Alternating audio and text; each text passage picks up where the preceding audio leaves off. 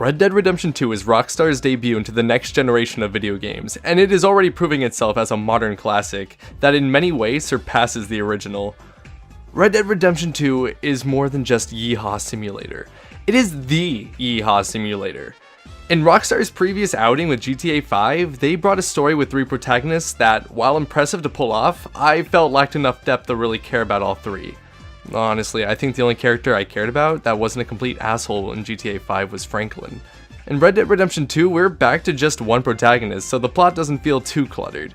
Arthur Morgan is the big brother of the gang and the favorite son of gang leader Dutch Vanderlyn. Although they leave Arthur a bit of a blank slate for the player to fill in, there are enough interactions to build Arthur into his own character. Someone who is driven by blind faith, now questioning his leader.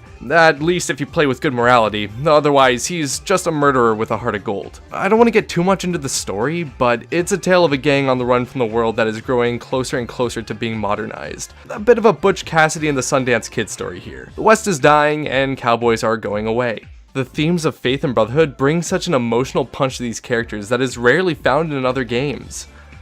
There is a moment where the gang celebrates and you party with them. It's the first time ever I felt I had an honest interaction with an NPC that didn't feel scripted. When they're telling stories, I'll listen. If they want to play cards, I'll buy in. When they sing around the campfire, I was mashing the sing along button. You really feel like you're part of the family, and that's an incredible feat. Onto the gameplay, the control here is weighty and really makes you feel like you're trudging through the woods. Compared to a game like GTA 5 where I feel like a sports car weighs about as light as a brick, the horses in this game are an absolute unit. Every time I crashed on my horse, I winced, if not for the feeling, because of the bond you build with you and your horse.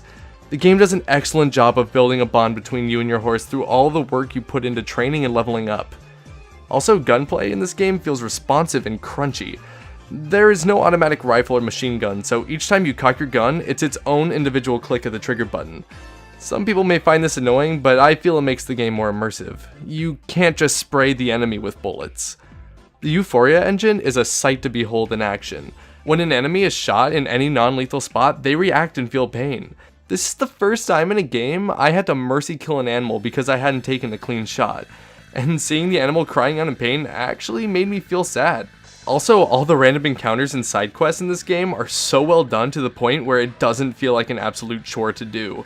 Each one is unique enough that it kept me interested and made me want to do all there could be done.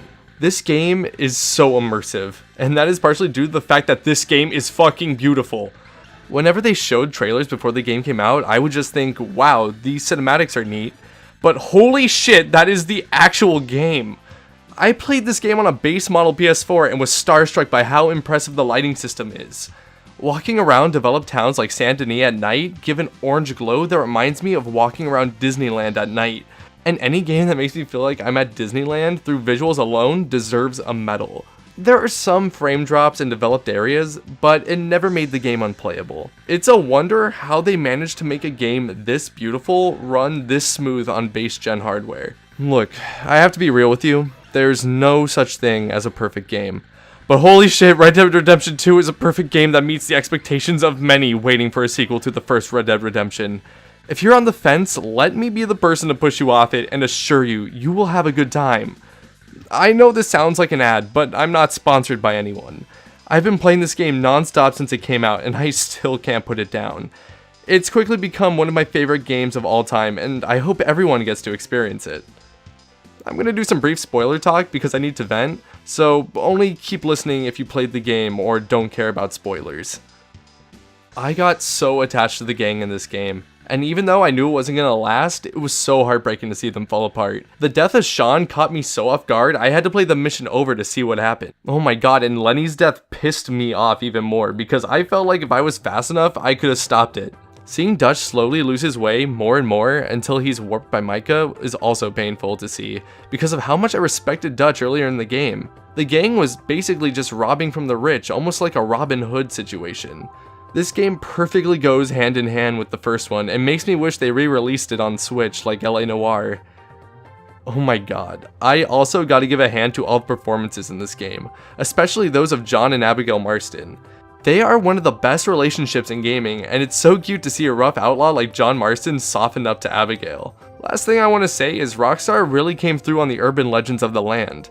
The presence of ghosts and a vampire and UFOs really make the world feel much more alive and add so many mysteries to uncover. Plus, I'm a total geek for all that ever since the rumors of Ratman in the subways of Liberty City. Well, that's all I have to say about Red Dead Redemption 2.